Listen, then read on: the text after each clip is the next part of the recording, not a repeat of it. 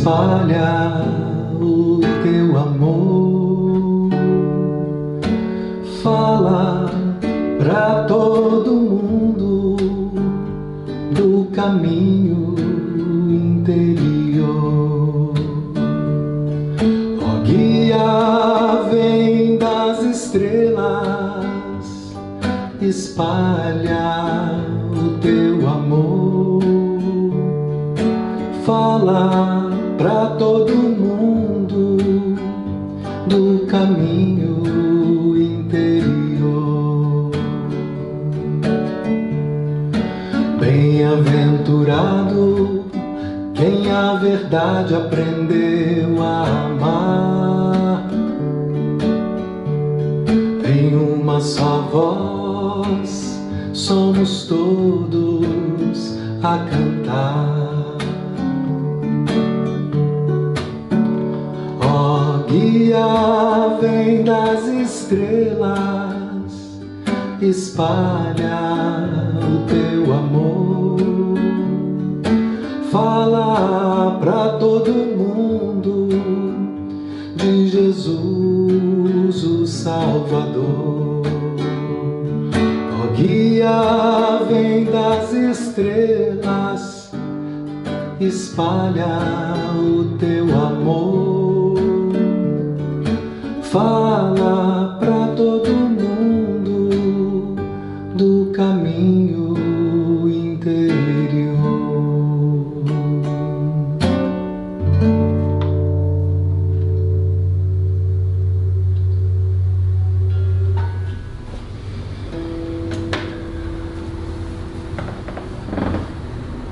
Muito bem.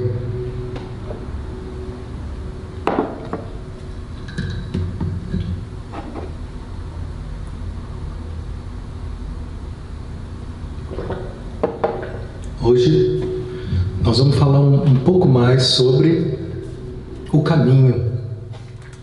O caminho é um nome que foi dado para definir esse olhar que o guia trouxe para nós através da Eva Pierracos. É um caminho de autoconhecimento e tem vários, e cada um tem uma característica, cada um tem uma especificidade, e nós vamos falar um pouco do que ele diz nessa palestra 204 sobre o que é e o que não é esse caminho. Uma das palavras-chave para que a gente entenda esse caminho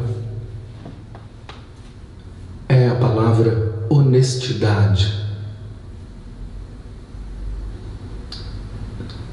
Todo o movimento desse caminho é para que a gente desenvolva a honestidade de ser quem a gente é e de assumir, inclusive, as distorções que me impedem de ser o meu melhor, de expressar o meu melhor. Então ele diz que esse caminho exige posturas que a maioria não está disposta a adotar. Faz muito sentido isso. E a gente lembra nesse momento do Evangelho, onde Jesus diz: a porta é estreita e larga é a porta da perdição. Tá dando um eco? Deixa eu tentar mudar aqui.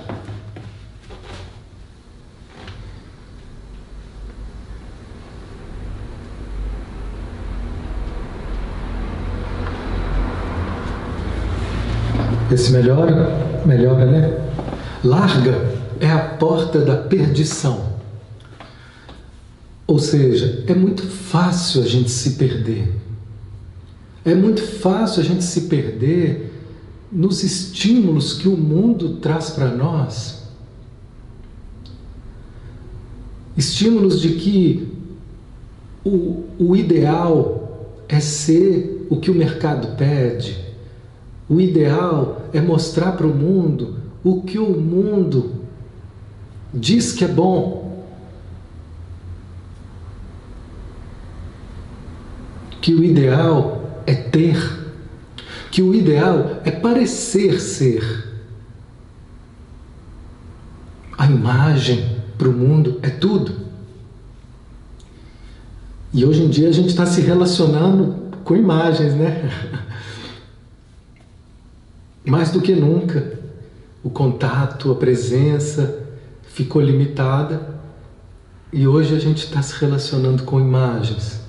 Mas se a gente estiver bem atento, nós podemos perceber as sensações de cada imagem, a verdade de cada palavra, na vibração da voz, nas sensações que surgem, do que eu estou expressando e do que eu estou recebendo, para que eu possa ter cada vez mais consciência do que me move a buscar esse caminho ou esse outro caminho.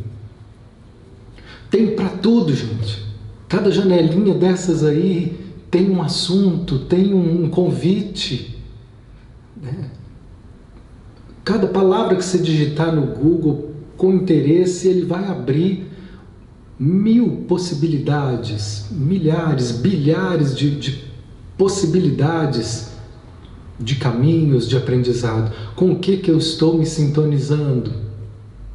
Se eu quero um caminho que me dê projeção social, nós temos especialistas nisso, especialistas em marketing, especialistas em vender sua imagem, em ganhar mais solicitações, estratégias, ganhar mais seguidores. Se você quiser dinheiro, nós vamos ver milhares de possibilidades de pessoas falando como ganhar dinheiro, como vender um produto, mesmo sem conteúdo, mas você vai vender, você vai ganhar, você vai fazer, depois você faz. Tem muitos, muitos caminhos. O que hoje é prioridade na tua vida? O que hoje consome a sua atenção? Qual é o caminho que hoje mais te convida a dedicar a sua atenção?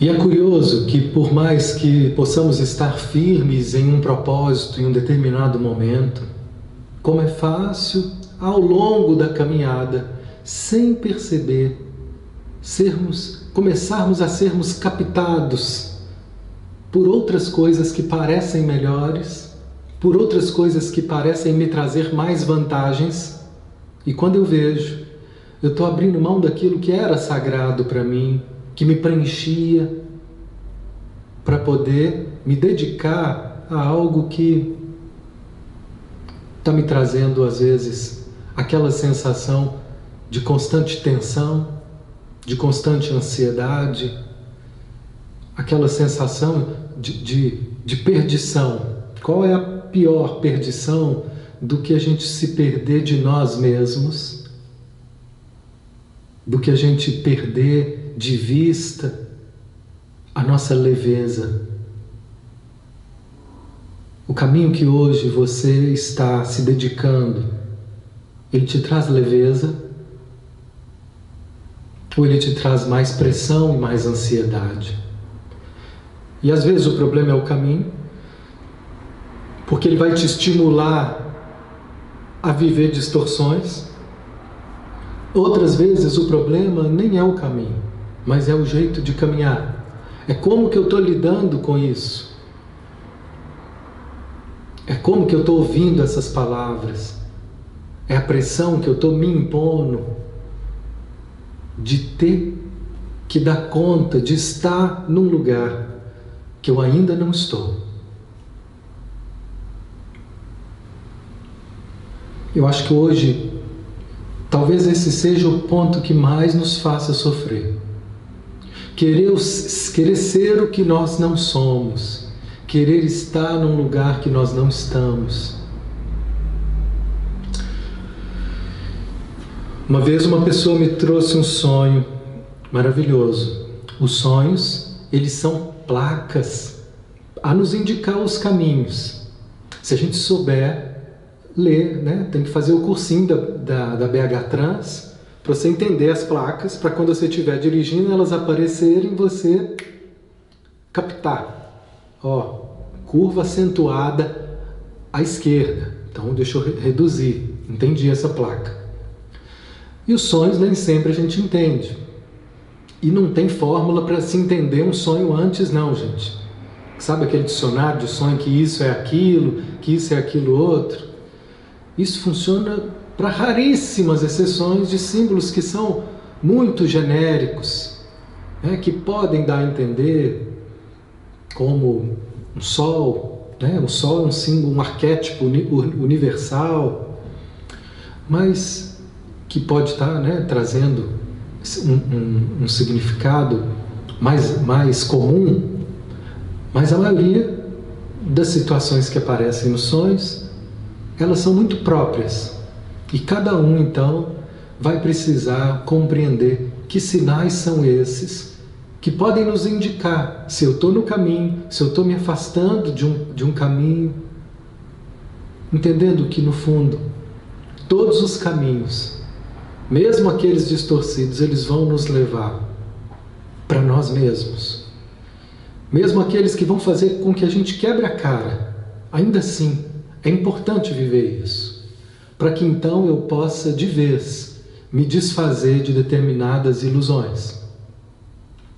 Antes de falar do sonho, já que eu falei disso, né, às vezes eu escuto uma pessoa falando, olha, eu já entendi que essa relação não vai dar em nada, que esse cara está me enrolando, mas ele me ligou de novo.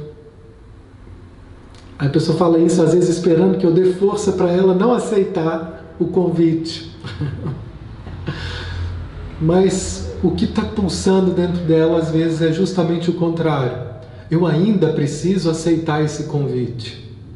Eu ainda preciso ir lá. Eu ainda tenho esperança. Eu ainda não estou totalmente convencida de que isso é uma furada. Então vou precisar ir lá de novo. E quantas vezes forem necessárias. Até que chega uma hora que a gente fala, chega. Ou pode ser que uma hora abra um caminho, aí fale, ai que bom, que eu corri o risco de me decepcionar mais uma vez até que se tornou possível. Mas a maioria das vezes, quando a gente já percebe que é uma furada e a gente vê, mas ainda precisa, eu vou lá para me desfazer dessas falsas esperanças de que o outro seja diferente do que ele é, ou de que eu seja diferente do que eu sou para agradar o outro. E então eu vou e experimento até onde for necessário os limites dessa esperança para que eu rasgue todas as ilusões. Então eu diga, agora eu fui. E nessa hora, quando esgota, nós não vamos ter dúvidas. Isso pode ser uma relação, às vezes pode ser um trabalho que a gente está insistindo e chega lá e chega um momento da gente dizer, isso não é mais para mim, não é isso que eu quero trabalhar, eu estou insistindo porque eu achei que foi bom, porque um dia isso foi bom, porque me falaram que era bom, porque eu acreditei, mas não é isso, eu não tenho mais motivação, eu não quero mais. Voltando então para o sonho e para a gente poder entender, porque às vezes não é fácil para entender o que me parece adequado, o que não me parece, é difícil para a gente se escutar. A focalização é o trabalho que a gente está falando aqui, é o caminho que me ajuda a escutar se eu estou no caminho, porque ela traz como sinalização o corpo. Gendlin diz, o inconsciente é o corpo. E através do corpo eu vou escutar apelos que não são ainda compreensíveis racionalmente, conflitos que ainda não foram compreensíveis racionalmente, mas são sentidos no corpo. Então essa é uma forma. E a gente tem trabalhado aqui, cada vez mais a minha ideia está abrindo nas quartas à noite sempre um espaço de trabalho com a focalização, seja para poder estar abrindo um espaço para poder estar trazendo para os terapeutas essa habilidade, esse olhar experiencial, ou mesmo como o próximo que a gente vai fazer, para as pessoas que querem desenvolver esse olhar experiencial, incluir essas sensações no corpo, a gente chamou de autofocalização, esse trabalho de se escutar num nível mais profundo que está além do mental. Porque o que está no mental é aquilo que já está visto, é aquilo que já está conhecido. O que está no corpo é aquilo que ainda é desconhecido, que ainda não foi visto, mas que pode ser descoberto, que pode ser revelado, se eu puder ter mais atenção, paciência e abertura para esses níveis do ser. Uma outra forma são sonhos. Eles também dizem muito sobre nós e sobre dimensões que nós ainda não estamos vendo. E essa pessoa então trouxe um sonho que dizia: eu estava com um passarinho na mão. Era um fiote de passarinho. E eu pegava esse passarinho e julgava ele para ele voar. Mas como ele era fiote, ele caía e machucava. Eu fiz isso outra vez e dessa vez ele tentou voar, não conseguiu e machucou. Era esse o sonho. E aí a sensação que vinha, porque podia ter vindo muitas sensações, mas a sensação que vinha era de uma angústia de perceber que o passarinho machucou. Então a gente começou a trazer associações. O que isso está dizendo sobre mim? O que isso está dizendo sobre a minha vida? E o que começou a ser percebido é que é o que eu estou fazendo comigo. Sou eu querendo me empurrar, me forçar, alcançar voo que eu ainda não estou pronto. Isso pode ser um trabalho de querer estar fazendo algo que eu ainda não me sinto preparado, mas eu acho que eu devia estar preparado porque eu já fiz esse curso, já fiz aquele, que eu já tenho esse diploma, eu já tenho isso, eu tinha que ir, porque eu vejo fulano que está indo e eu queria estar lá junto, mas eu não me sinto seguro, mas eu fico me forçando a voar e machucando e caindo e machucando, ao me forçar a dar conta de algo que eu não dou conta. E nesse caso, essa pessoa estava falando de relacionamentos. Dela estar se forçando a estar vivendo um relacionamento. Viver uma relação. E quando ela percebeu, porque só a pessoa sabe do que se trata, isso que eu estou me forçando a viver e não estou me sentindo pronta, madura o suficiente para poder viver. Só a pessoa sabe. E como é que eu sei que é isso? Quando eu sei, eu sinto. E eu sinto no corpo. O corpo para nós, para o trabalho que a gente desenvolve, é sempre uma referência para que a gente possa estar próximo da nossa verdade, da nossa experiência, e não daquilo que eu acho. Eu acho que é isso. Não acha não. Vamos consultar o mestre. Quem é o mestre? O corpo. E consultando o corpo vai ficar sempre claro se aquilo está vivo, se aquilo se move. Então ela viu, são relacionamentos. Então sou eu me cobrando a estar pronta para um relacionamento, a estar me sentindo numa relação, porque eu tenho esse projeto, eu quero ter uma família, eu quero estar num relacionamento, mas eu ainda não me sinto pronta. Essa é a verdade difícil de aceitar, porque eu queria estar pronta, mas eu não estou. Eu não me sinto, de verdade eu não me sinto. Então, se eu não puder respeitar esse tempo e ver que esse passarinho, ele é filhote, ou seja, ele precisa de um pouquinho mais de tempo para poder, fortalecer as asinhas. Então ele segue, porque é da natureza dele voar.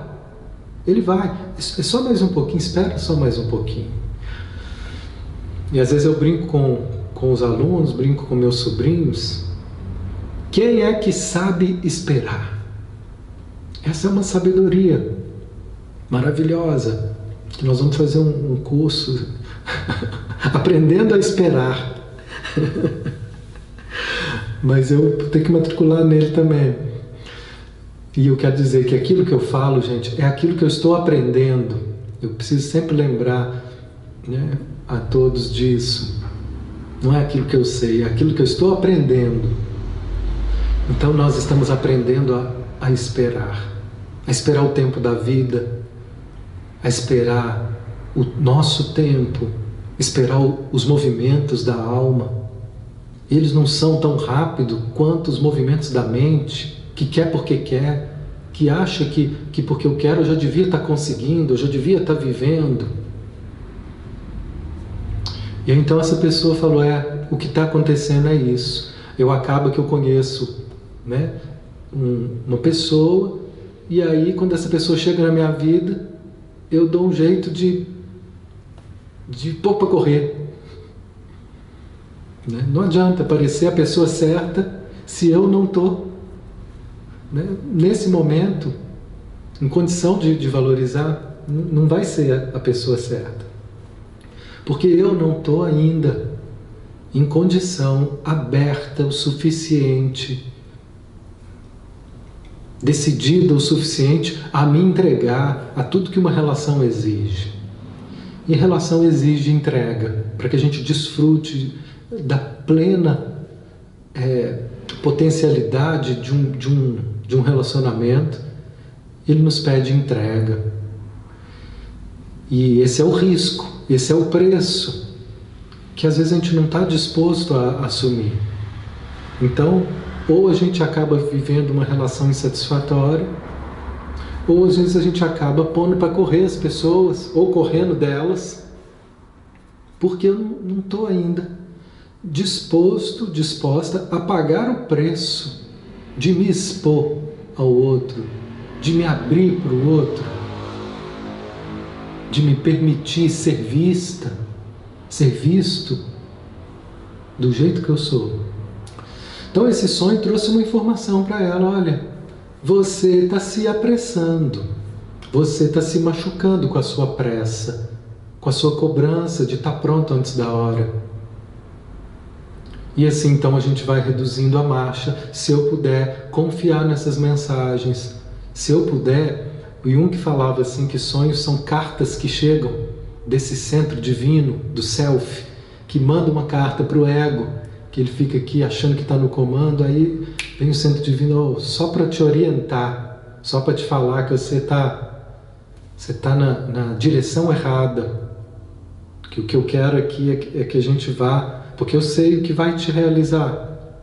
No fundo da nossa alma existe uma sabedoria, nós somos, em essência, essa sabedoria divina, mas como a gente se desconecta dela e começa a se identificar com tantas outras coisas que não são de fato aquilo que vai nos realizar, a gente perde o contato com essas vozes internas, com essa voz do ser que eu sou, e acabo me identificando com a periferia. Então é ao longo de um trabalho que nós vamos aprendendo a ouvir e se identificar com essa voz espontânea, com essa voz divina, que tem sempre uma orientação precisa para aquilo que realmente vai me realizar. E às vezes, como diz Gilberto Gil, o mestre Gil não é nada do que eu pensava.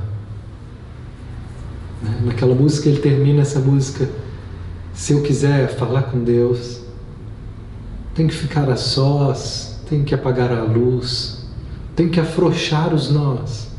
E no final, ele vai descobrindo que não era nada do que ele pensava ser o caminho para se entregar a essa dimensão divina. Geralmente o que a gente pensa não é o que é. Então nós vamos aprendendo também a nos deixar ser conduzidos por essa dimensão, que ela é divina e que ela não é racional, ela não é previsível. Algumas coisas elas vão se revelando e a gente já vai tendo como norte. Outras coisas elas vão se apresentando e às vezes vão dando direções completamente diferentes do que eu pensava. Eu acho que eu já dei esse exemplo em algum outro momento, se não... tem um filme lindo que chama The Chosen, Os Escolhidos. Vocês podem buscar nos aplicativos. Esse filme é uma das primeiras séries que ela foi produzida só por um aplicativo, The Chosen. E nesse aplicativo você tem gratuitamente, se você quiser colaborar com eles para as novas séries, mas nessa primeira série, ela está totalmente gratuita, sobre aqueles que Jesus escolheu para segui-lo. É lindo, lindo, lindo.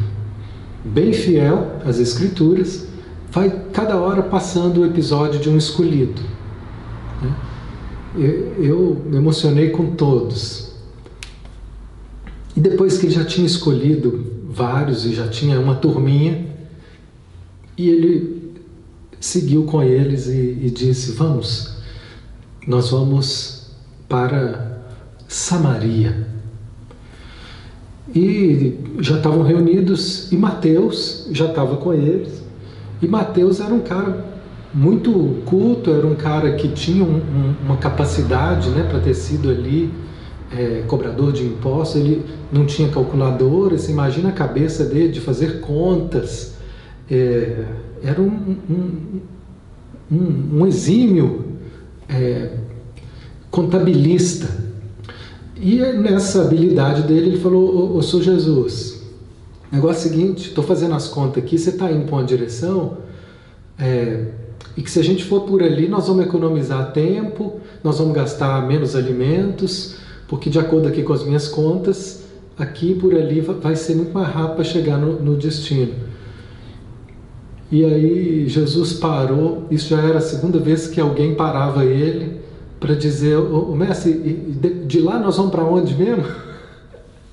Aí Mateus veio: ó Jesus, estou fazendo essas contas aqui. Aí ele parou com todo mundo e falou: gente, o negócio é o seguinte,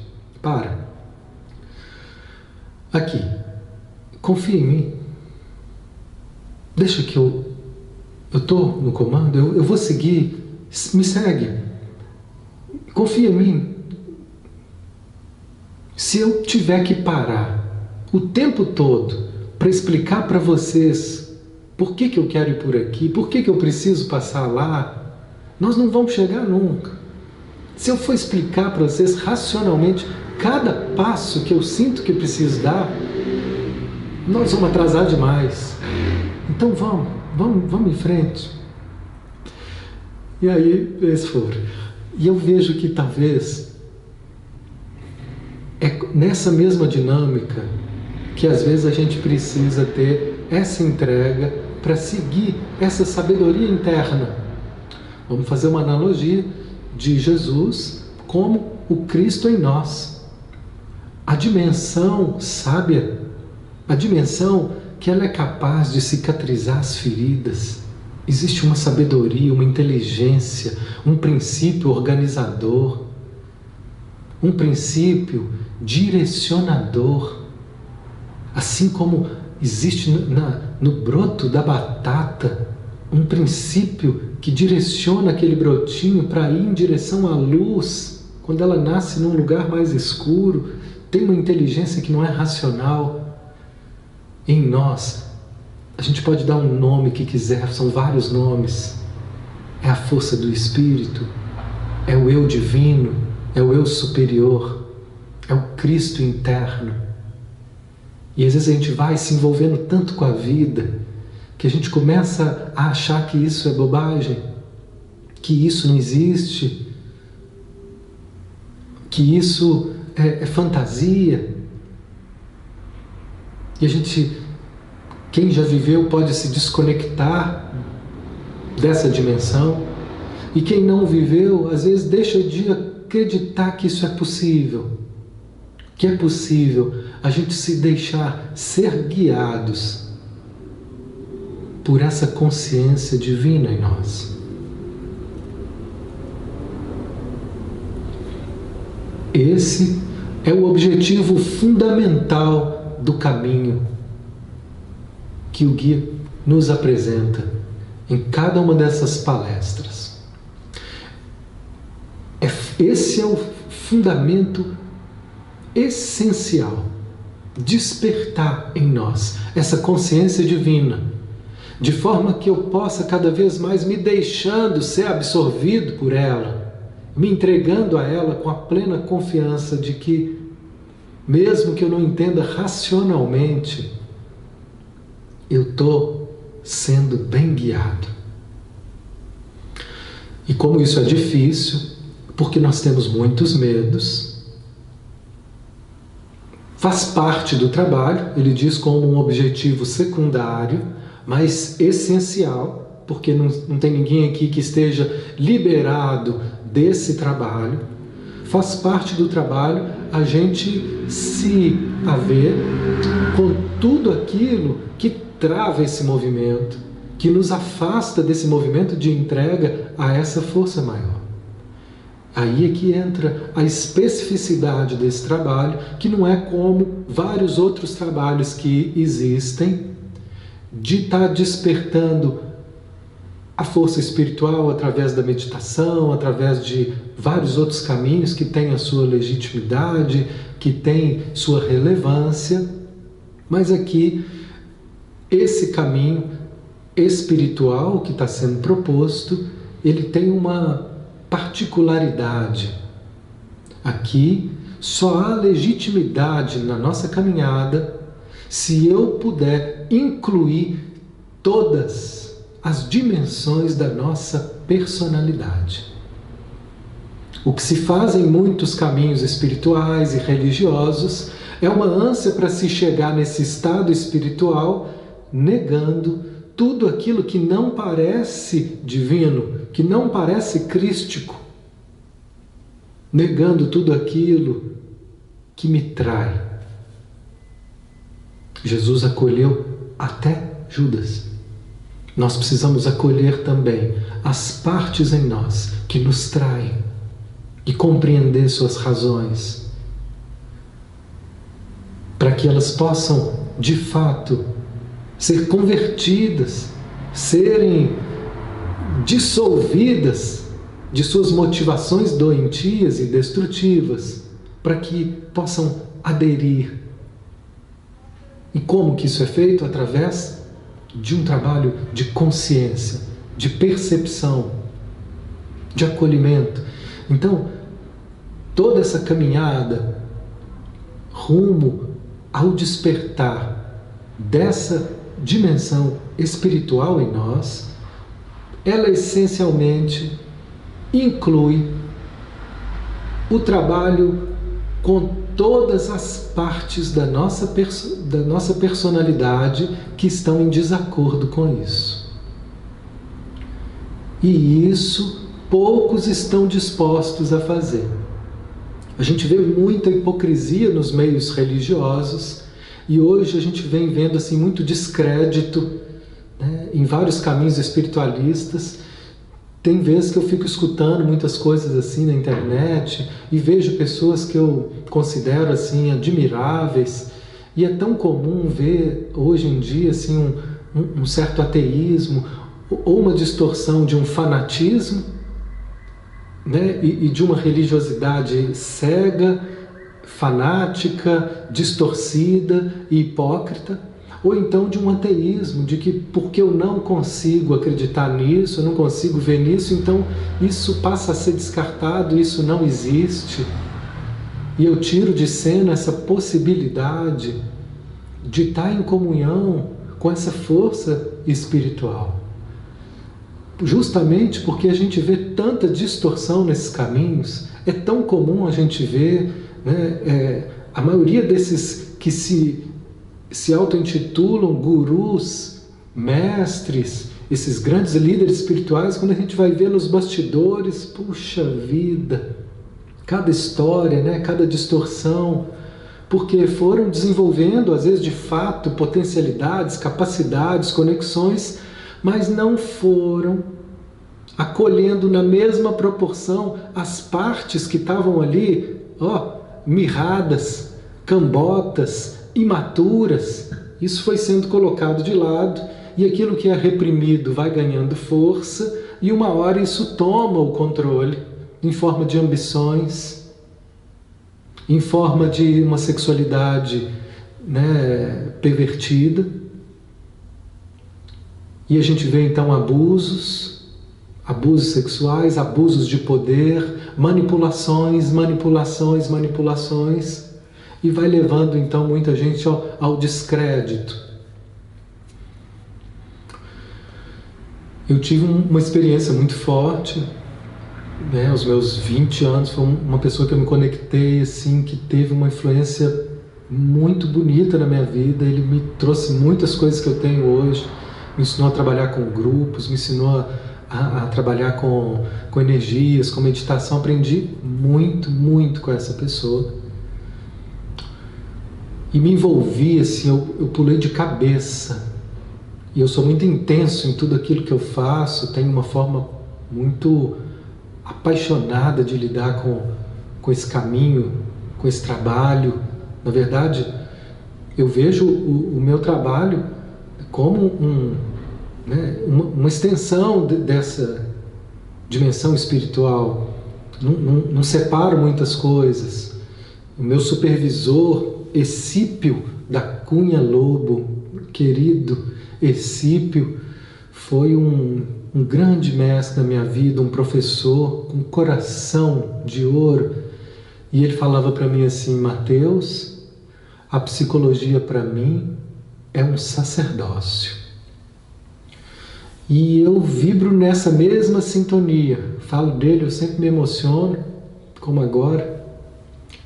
É sempre uma emoção falar dele, porque era tanta verdade no que ele vivia, que para além dos conceitos eu me conectava com a energia, com o afeto daquelas palavras. E simples, né? Cada vez mais eu estou me aprendendo a me render ao simples, como um caminho que tem poder, porque eu acreditava muitas vezes que o bom era aquilo que era complexo, complicado, e eu não consigo ter uma intelectualidade tão rebuscada.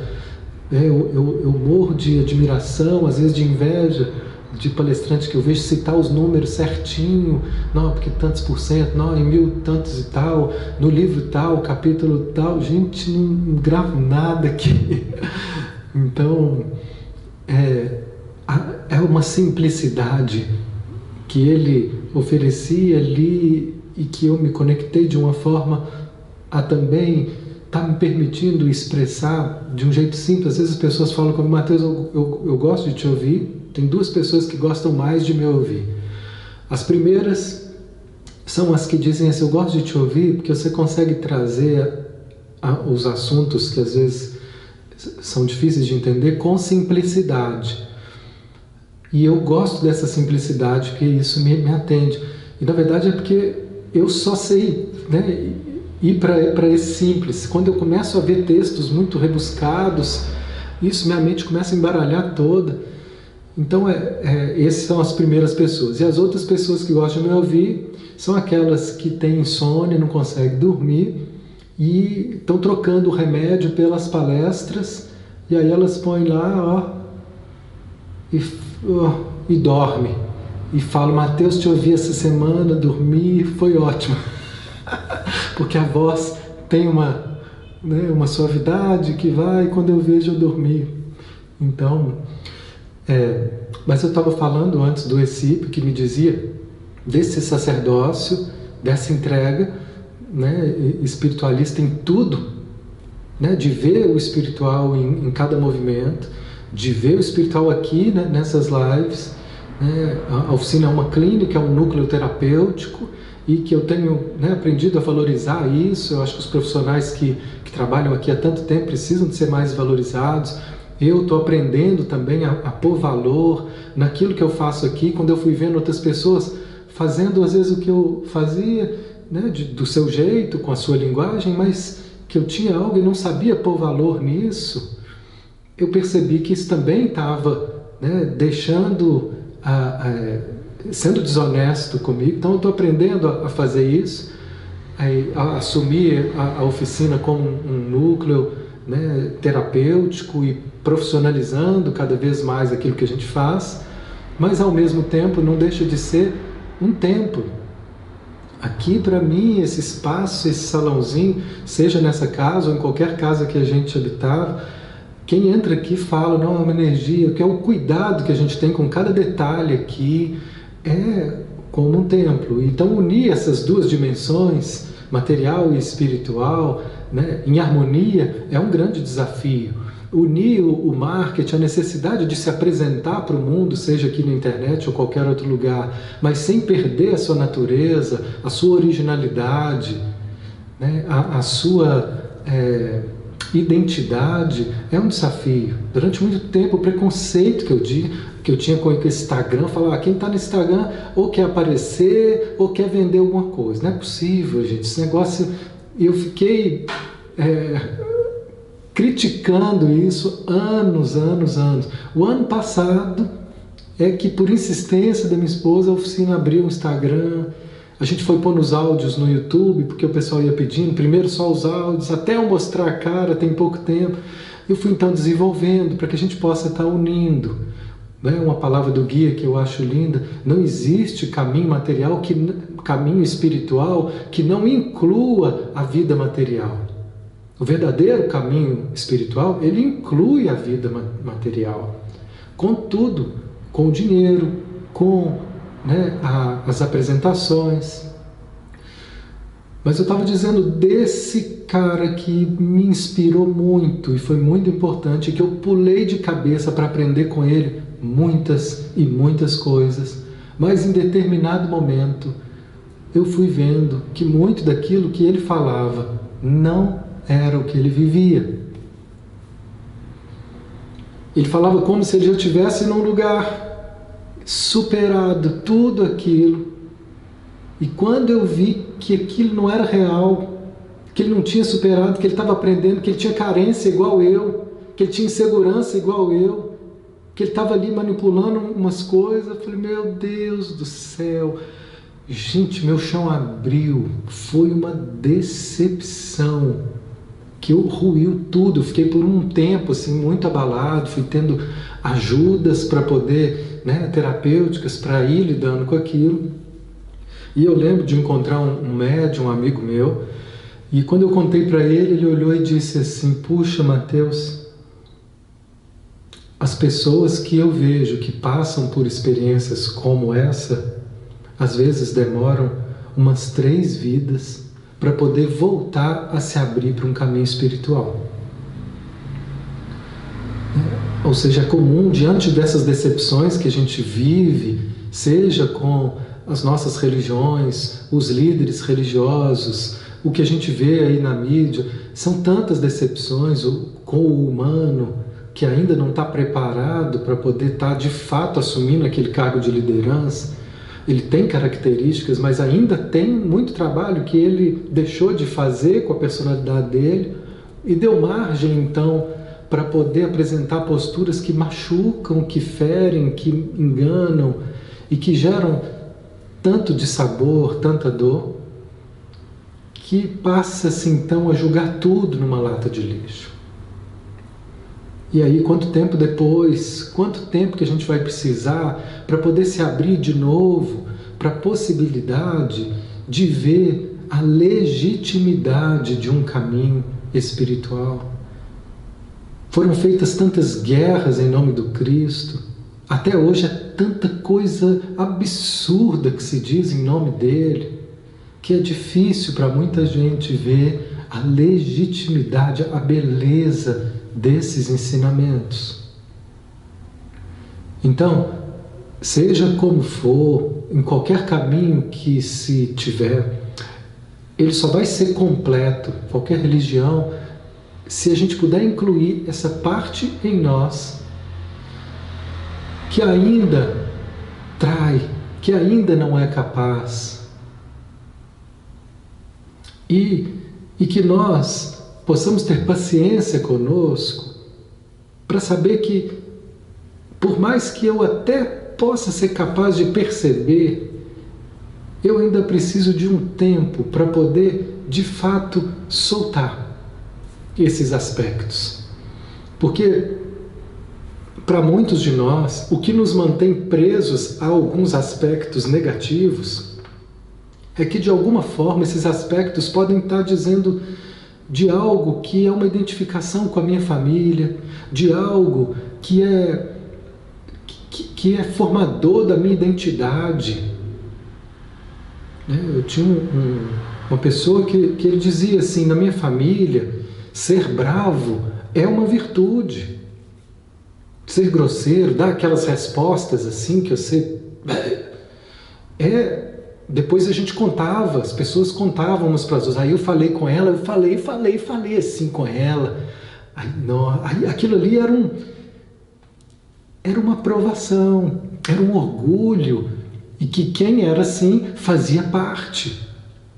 Então, deixar de ser assim é deixar de pertencer. E Bert Hellinger fala que não tem nada que seja mais insuportável do que não pertencer. Que às vezes a gente prefere morrer do que não pertencer. É estranho, mas a gente vê que muitas pessoas adoecem, e doenças que podem até levar à morte, e quando a gente vai ver o que está por trás daquela doença, a gente vê que nela existe uma identificação com alguém que também adoeceu e morreu. Então, adoecer é uma forma de me sentir próximo. A gente vê isso muito nas dinâmicas da constelação, porque a gente vai aprendendo que o que surge emocionalmente, o que a gente vai aprendendo a reconhecer no corpo, como Gendlin fala. Essa semana a gente trouxe uma publicação que eu vou até ler ela certinha aqui. É preciso aceitar que o que se apresenta, às vezes apresentam para nós num sonho, às vezes apresentam para nós uma emoção, né? Igual uma pessoa falou: olha, né, fulano está indo embora, era tudo que a gente quis que ele fosse, né? Mas eu estou triste. Eu achava que eu tinha que estar feliz, a gente programou tanto tempo essa ida dele, vai morar no exterior, mas eu estou triste. O que se apresenta não é a alegria por ele estar aí, nem a tristeza de eu estar me despedindo. E assim como várias emoções que às vezes parecem contraditórias, e ao mesmo tempo que eu estou triste, eu também estou feliz. Então nós somos convidados a aceitar tudo para poder ficar em paz com o que se apresenta. Porque o que se apresenta não faz parte de uma escolha analítica da minha vontade. Simplesmente se apresenta, emocionalmente, sensoriamente. E aí Gendlin fala assim: é preciso aceitar o que se apresenta. Em geral, o que se apresenta para o corpo não é o que se apresenta racionalmente. Então, nesse caminho, nós vamos aprendendo a se abrir para o encontro com as nossas contradições. E só assim é que a gente vai poder ficar em paz. Quando tudo puder ter um lugar na nossa vida. Quando cada uma dessas dimensões puderem ser vistas sem julgamento. Porque todas essas emoções que a gente julga erradas, distorcidas, negativas, né? Gendlin fala assim que são apenas experiências tentando se manifestar de uma forma diferente, experiências que ficaram inacabadas, incompletas e que estão pedindo para que se expressem de uma forma onde, se puderem ser aceitas, vivenciadas plenamente, né? Quando eu falo vivenciadas, não é deixar isso virar comportamento, mas é serem aceitas aqui como uma experiência que pede aceitação, acolhimento, legitimidade. Se isso puder ser aceito, isso já começa a ser transformado. E assim, o que o guia nos ensina é que mesmo, então eu tenho que limpar todas essas dificuldades, eu tenho que tratar todas essas questões de personalidade para só então poder ter experiência com essa dimensão espiritual? Não. A gente vai tendo ao longo do caminho vários encontros, algumas pessoas já tiveram mais, outras menos, mas o que eu vejo em mim e muitas pessoas que eu acompanho é que por mais que eu já tenha tido encontros maravilhosos com essa dimensão aqui de ser, né? de plenitude, de paz, né? De vibração no amor, de um jeito tão simples, puro, natural. O que acontece é que passa um tempo, eu não sustento isso. Quando vejo, perdi aquilo e começo a estar preocupado com os trem que não tem nada a ver. Aí eu vou lá e Matheus, volta aqui. Por quê? Porque ainda tem outros aspectos que estão aqui, né, identificados, que eu ainda me identifico, me pedindo, por exemplo, para poder achar que eu tenho que isso, que eu tenho que me matar de trabalhar para poder sentir que eu estou de fato fazendo algo, que eu tenho que estudar mais, porque o que eu sei é sempre pouco. E se eu entro nessa, quando eu vejo, eu estou me cobrando, achando que eu estou sempre insuficiente, e em vez de eu descolar disso, o que eu vou tentando fazer é entrar numa compulsão de fazer mais e ler mais para poder me sentir suficiente, e nunca vai ser suficiente, porque não é isso. É muito mais aceitar o que é possível do que ficar exigindo o impossível, em busca daquilo que nunca é alcançável. Essa é a armadilha que a maioria de nós está preso. Então o que o guia fala é que a gente vai tendo essas experiências ao longo do caminho e que não vai sustentando porque ainda estamos muito comprometidos com partes equivocadas, com dimensões, com posturas que deixá-las pode ser muito ameaçador. Foi muito difícil para essa pessoa sair dessa transição de que eu posso ter segurança sem ter que ser bravo, que eu posso ter valor sem ser agressivo, porque durante muito tempo, gerações da família dele aprenderam a ver valor na agressividade. Percebe que aí não é bem ou mal, é pertencimento, não é certo ou errado, mas é a forma com que essa família se organizou para sobreviver.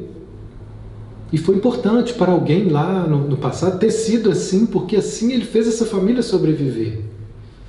Essa característica, ela trouxe sobrevivência, ela precisa ser honrada como algo que foi legítimo num determinado momento, mas que agora talvez eu possa me despedir da intensidade disso, porque eu me torno capaz de encontrar outras formas de amar e de me sentir pertencente. Então, para a gente finalizar, o diferencial desse trabalho em relação a uma psicoterapia comum é porque ele inclui essa dimensão espiritual como um fundamento, né, máximo de direção do trabalho. E é diferente da maioria dos caminhos espirituais porque ele inclui esse trabalho psicológico com as partes que estão distorcidas em nós. E ele ainda nos convida a usar do poder da nossa fé, do poder desse caminho espiritual que já começa a vibrar em nós, da nossa fé nessas dimensões divinas, na nossa fé em Cristo, na nossa fé em Nossa Senhora, em quem que você tenha nessa dimensão sagrada, essa ponte de conexão divina, aqui com o ser internamente, que a gente costuma externalizar muito isso, mas usar desse poder espiritual justamente para pedir orientação para poder levar luz para essas partes. Para poder levar luz é o quê? Consciência. Luz significa consciência. A representação simbólica para a luz é consciência. Está claro. levar clareza para aquilo que está obscuro, levar consciência para aquilo que está inconsciente. E assim elas vão saindo da distorção e tudo aquilo que parecia ruim passa a ser revelado como algo que pode estar a serviço do bem. Essa braveza da família, que parecia ser ruim, porque é agressiva, quando ela é honrada e conscientizada, ela pode se transformar numa força saudável, de firmeza, de postura, para poder desenvolver, desbravar, empreender e fazer coisas maravilhosas. Está dizendo que o tempo falta minutos, segundos, então eu me despeço de vocês. Uma boa noite para todos. Um beijo, uma boa semana, Semana que vem nós estamos de volta. Se assim for possível, que semana passada não foi, eu não estava em condição de estar aqui, emocional, porque uma dessas partes me arrastou para um lugar onde não seria honesto comigo estar aqui, seria uma agressão estar aqui. Então eu recuei, falei, hoje não dá, semana que vem nós estamos aí. E assim a gente vai, dentro do nosso possível, respeitando os nossos passos, mas seguindo em frente para aquilo que a gente já entende que é o melhor para nós. Beijos! Até semana que vem.